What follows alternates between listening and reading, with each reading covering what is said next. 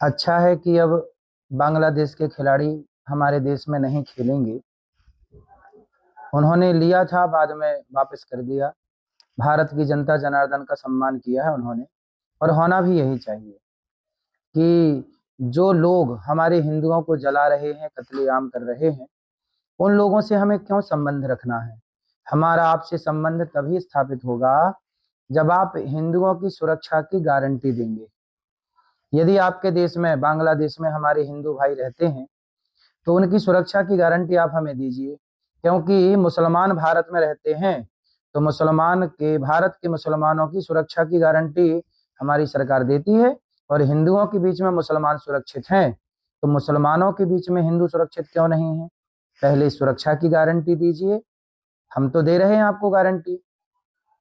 फिर आप खेलिए, खेलने में थोड़ी मनाही है। आइए, खूब गले लगाएंगे, आपको स्वागत है। पर पहले हिंदुओं की सुरक्षा की गारंटी दीजिए, और जो कत्लेआम हो रहा है उस पर खेद व्यक्त कीजिए, क्षमा मांगिए कि भाई हमसे गलती हुई, हमने हिंदुओं का जो संहार किया है वो गलत था। खिलाड़ी का विरोध उतना ही जरूरी है जितना विरोध उस देश का है। क्यों? क्योंकि आप उसी बांग्लादेश के हैं जिस देश में हिंदुओं को जलाया गया। क्या इस खिलाड़ी ने जलते हुए हिंदुओं का, क्या उन मुसलमानों का विरोध किया जिन्होंने हिंदुओं को जलाया? क्या हिंदुओं के सपोर्ट में, समर्थन में एक भी शब्द बोले कि भाई गलत हो रहा है, हिंदुओं के लिए भी हमारे अंदर कुछ जगह है? जब हिंदुओं के प्रति आपके दिल में तनिक भी जगह नहीं है, तनिक भी प्रेम नहीं है, तो हमसे क्यों फिर उम्मीद करेंगे आप? जैसा बोएंगे वैसा ही तो काटेंगे। पेड़ बोए बबूल का, तो आम कहाँ से आए? आप हमसे नफरत करेंगे और आप हमसे उम्मीद करेंगे कि हम आपको प्यार करें। हम हिंदू वैसे भी प्यार करते हैं। सांप जहर उगलता है, फिर भी हम हिंदुओं से दूध पिलाते हैं। ये हमारी संस्कृति और हमारे संस्कार हैं। दया धर्म का मूल है, पाप मूल अभिमान, तुलसी दया न छोड़िए जब तक घट में प्राण। हम हिंदुओं के रगों में जो खून है उसमें कूट कूट के दया भरी है। दया ना होती तो पृथ्वीराज चौहान 17 बार क्यों मोहम्मद गौरी को क्षमा करते, और उसने पकड़ा तो उसने एक बार भी मौका नहीं दिया। तो हमारे अंदर तो दया सदियों से रही है, आज भी है।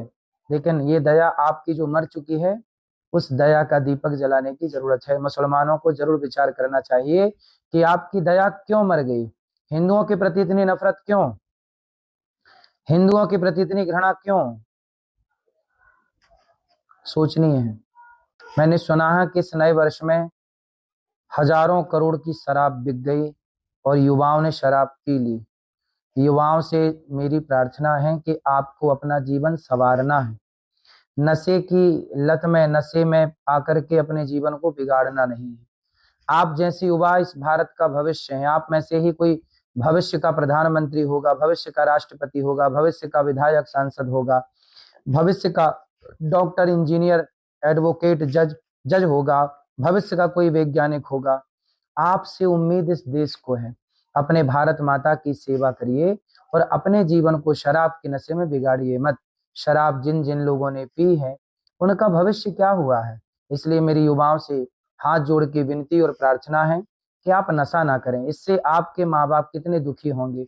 कल को आप शराब के नशे में, आपका एक्सीडेंट हो जाए, भगवान ना करे कल आपके साथ कोई अनहोनी घटना हो जाए, आप तो चले जाएंगे लेकिन आपके माँ बाप बेचारे रोते रहेंगे। इसलिए जीवन अनमोल है, इस जीवन को सार्थक कीजिए समाज की सेवा में। पंडित श्री मदन मोहन मालवीय जी हुए हैं, उन्होंने शराब नहीं पी, इस देश को विश्व हिंदू यूनिवर्सिटी दे करके वह चले गए। इस देश को कुछ दीजिए। शराब पी के क्या पाओगे, क्या दोगे आप समाज को? कुछ अच्छा दीजिए, विद्यालय दीजिए, स्कूल दीजिए, लोगों को शिक्षा दीजिए, रोजगार दीजिए। कुछ अच्छा इस राष्ट्र के बारे में सोचिए कि हम इस देश को कितना बेहतर बना सकते हैं। चाइना कितना आगे निकल गया, अमेरिका कितने आगे निकल गया, और हमारा देश का युवा शराब पी रहा है, नशा कर रहा है। इसलिए मेरे देश के नौजवान दोस्तों, ये देश, अब वो आपने गीत सुना होगा ना, अब तुम्हारे हवाले वतन साथियों, ये वतन अब तुम्हारे हवाले है। और यदि तुम ही यदि भटक गए तो ये वतन, ये भारत माता का क्या होगा। इसलिए मेरी युवाओं को बार बार मेरी विनती कि आप भटकिए मत। आप भविष्य हैं इस भारत के, बनिए राष्ट्र के लिए, मंगल पांडे इत्यादि देख लीजिएगा कि इन लोगों ने राष्ट्र के लिए क्रांति छेड़ दी और क्रांतिवीर होकर के ये शहीद हो गए। ये शराब के नशे में धुत होके पड़े नहीं रहे, कुछ काम करके गए हैं, राष्ट्र के लिए समर्पण दे करके गए हैं। आपसे भी इतिहास पूछेगा कि जब आपके भुजाओं में ताकत थी, खून गर्म था, तब आपने इस देश को क्या दिया? पूछेगा इतिहास। क्या जवाब दे पाओगे? यही कहोगे कि हम नशे में धुत होके पड़े रहे, नया साल में हम हजारों करोड़ की शराब पी गए, ये कहोगे क्या? लव जिहाद इस देश की बहुत बड़ी समस्या है, धर्मांतरण इस देश की बहुत बड़ी समस्या है। धर्मांतरण नहीं होना चाहिए। हम सभी हिंदू 23 घंटे अपने व्यापार और परिवार को टाइम दें, पर 1 घंटा अपने राष्ट्र को टाइम दें, राष्ट्र को समय दें और सनातन को समय दें। 1 घंटे सनातन का प्रचार करने का संकल्प सब लोग लें और हिंदू भाइयों को रोकें धर्मांतरण करने से, वापिस लाएं उनको जो गए हैं। मोबाइल उतना ही चलाएं जितना जरूरी है और मोबाइल पे वही चीजें देखें जो आपके मतलब की हैं, जिससे आपका नॉलेज बढ़े, ज्ञान बढ़े। मोबाइल चलाना बुरा नहीं है, पर मोबाइल पे सर्च कीजिए ना हमारे देश के इतिहास को, मोबाइल पे सर्च कीजिए गीता को, रामायण को, आप मोबाइल पे सर्च कीजिए महापुरुषों के इतिहास को, चरित्र को, और उनसे कुछ सीखिए। मोबाइल चलाना बुरा नहीं है। मोबाइल पे जो गलत गलत चीजें, आप दिन भर रील देखते रहते हैं जिसका आपसे कोई संबंध नहीं है। 1 घंटा पहले आपने कौन सी रील देखी थी, आधा घंटा पहले आपने कौन सी रील देखी थी, ये आपको याद नहीं है। और आप दिन भर रील देखते हैं, 5-5, 10-10 घंटे मोबाइल चलाते हैं। केवल आपका टाइम वेस्ट हो रहा है, आपकी याददाश्त समाप्त हो रही है, आपको भूलने की बीमारी हो गई मोबाइल से। पता है आपको? आप कुछ रख देते हैं, कुछ कह देते हैं, भूल जाते हैं आप, क्योंकि दिन भर मोबाइल चलाएंगे। जैसे रील स्लिप हो रही है, आगे बढ़ रही है, ऐसे दिमाग भी स्लिप होने लगा है आपका, याददाश्त समाप्त हो गई। इसलिए थोड़ा ध्यान करिए, आंखें बंद करिए, ईश्वर का चिंतन करिए। इससे ध्यान करने से याददाश्त बढ़ती है। इसलिए मोबाइल उतना चलाइए जितनी जरूरत है, बेकार में समय ना गवाइए।